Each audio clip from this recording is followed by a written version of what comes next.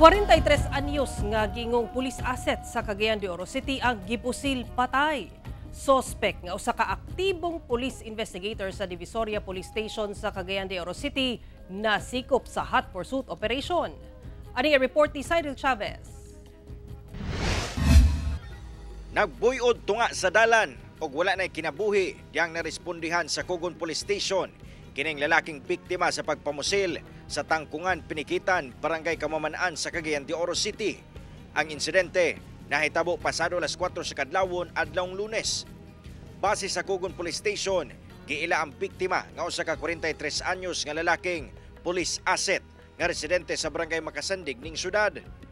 Tad-tad sa samad pinusilan sa nagkariang parte sa iyang lawas ang biktima.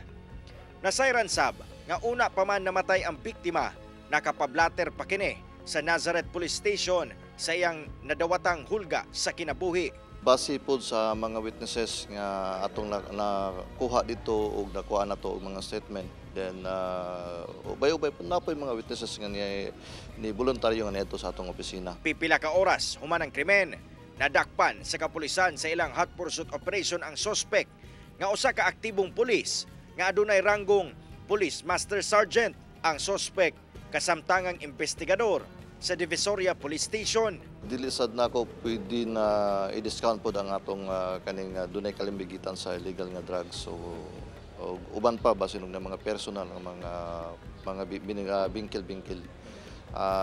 Amo pa sa ng palawman. Ana-ana sa Maharlika Detention Facility ang suspect o gisuwayan sa GMA Regional TV 1 Mindanao nga makuha ang pahayag ni Ine apan may balibad na siya.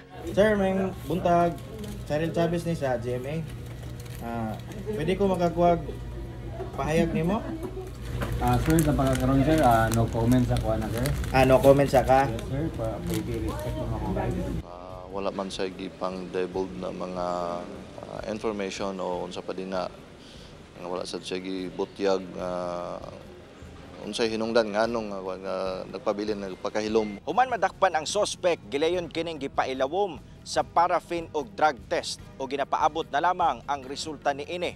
Mag-atubang kinig kasong murder ug administratibo nga posibleng hinungdan nga mataktak sa serbisyo isip pulis. Kauban si Jaybert Pairat, Cyril Chavez, 1 Mindanao.